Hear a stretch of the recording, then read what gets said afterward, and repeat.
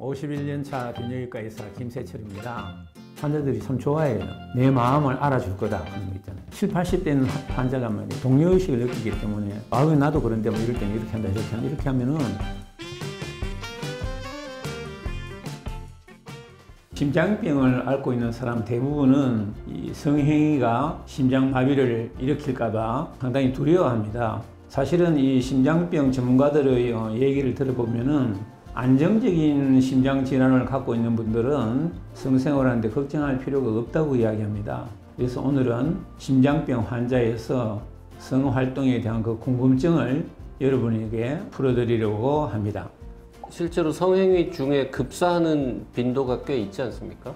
꽤 있는 정도는 아니고요. 0.6%가 성관계 중에 돌연사하는 것으로 보고되었습니다. 그리고 이 성교 중에 사망한 사람들을 보면은 거의 절반은 심근경색증, 4분의 3이 관상동맥 질환에 의한 급사라고 이야기할 수 있겠습니다.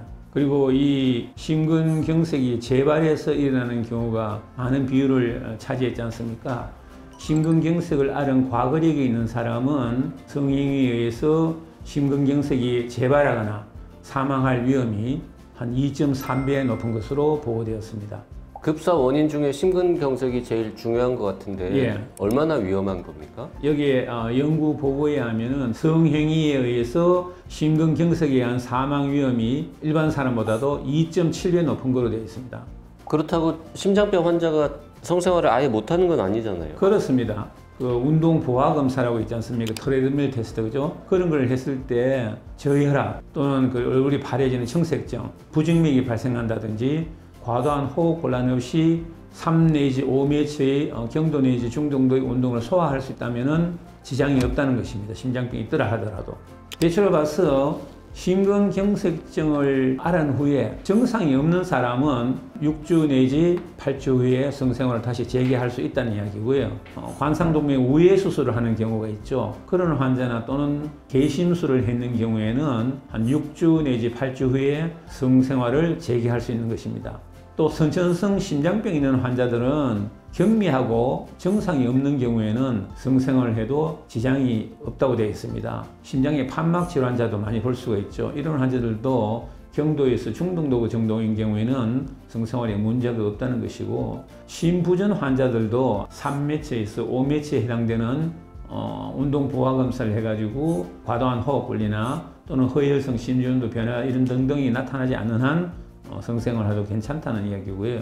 부정맥도 마찬가지입니다. 3매체에서 5매체에 해당되는 운동에서 특별한 증상이 없는 한 성생활을 해도 지장이 없다는 이야기입니다. 그러나 이제 이 성생활을 허용되지 않는 경우에는 제가 아까도 말씀드렸지만은 3 내지 5매체 운동 보아 검사에서 얼굴이 파래진다든지 호흡하기 힘들다든지 혈압이 막 올라간다든지 또는 혈압이 막 떨어진다든지 매식고음이 느껴진다든지 소화불량이 발생하면은 안정될 때까지 보류해야 된다는 것입니다. 심장병 환자가 비아그라를 복용하는 건 괜찮습니까? 복용해도 상관없습니다. 그러나 조심해야 할 것은 이러한 관상동맥 질환이 있는 환자들은 질산염 제제를 복용하는 경우가 있어요. 이런데 질산염 제제를 하면 혈압이 떨어지는데 비아그라를 복용하면은 혈압이 더 떨어져 버리죠. 그래서 쇼크가 나타날 위험이 있기 때문에 이 두 가지 약제는 반드시 병용이 금기되어 있는 상황입니다. 이러한 약을 먹으면은 그러면 전혀 성관계를 할 수 없느냐? 그건 아니죠. 작용시간이 짧은 약들은 하루 동안은 중복되지 않도록 복용하시라는 거고요. 작용시간이 긴 타바라이트를 복용하는 경우에는 만 이틀, 48시간 동안에는 두 가지 약이 중복되지 않도록만 조심하면은 관계없다는 것이죠. 그럼 어떤 사람들은 이렇게 이야기하죠. 아니 내가 말이지 질산염은 꼭 먹어야 되는데 이거 안 먹는 동안에 사고 나는 거 아니냐 이렇게 이야기하시는데요. 잘 아시다시피 비아그라는 관상동맥 치료를 위해서 개발된 약입니다. 내가 비아그라를 먹는 동안에 질산염을 복용하지 않더라도 질산염을 복용과 비슷한 효과를 나타내기 때문에 걱정 안 하셔도 된다는 이야기입니다. 전립선 비대증 약하고 좀 관련 있는 부분이 있지 않나요? 그렇습니다. 이제 전립선 비대증이 쓰는 것이 알파 차단제입니다. 이 알파 차단제라는 것은 혈압을 떨어뜨립니다. 그렇기 때문에 이런 환자들이 비아그라도 먹고 알파 차단제도 복용하면 혈압의 강한 효과가 가중될 거 아니겠습니까? 그래서 어떻게 될지 모르기 때문에 두 가지를 다 같이 복용하는 경우에는 가장 낮은 용량에서 시작해가지고 효과가 부족하다 싶고 또 부작용이 없다고 확인되면은 용량을 한 단계씩 올라가는 이런 식으로 점진적으로 용량을 증가시켜 보라는 이야기입니다.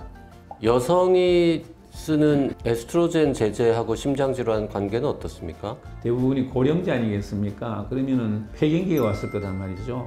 질 분비액이 잘 안 나오고 질의 통증이 오기 때문에 근본적으로 해결하고 싶다 그럴 때는 질내로 여성 호르몬을 투여하는 것이죠.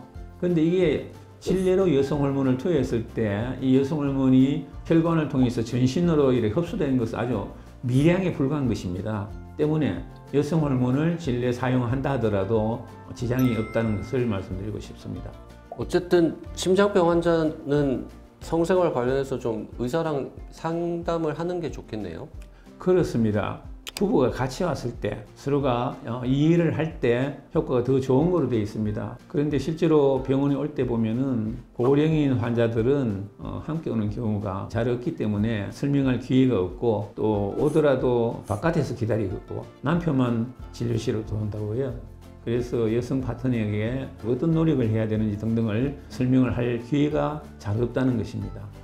심장병 환자의 성생활 관련해서 좀 정리해서 한 번만 다시 말씀해 주실까요? 네, 심장병 때문에 성생활을 걱정하고 성생활을 중단하면은 오히려 성생활을 하는 사람에 비해서 사망률이 더 높아집니다. 때문에 심장병이 있다고 두려워해서 성생활을 중단할 것이 아니고 운동량을 소화할 수 있는 정도인가 확인하고 나서 괜찮으면은 성생활을 지속하는 것이 절대 좋다는 것입니다.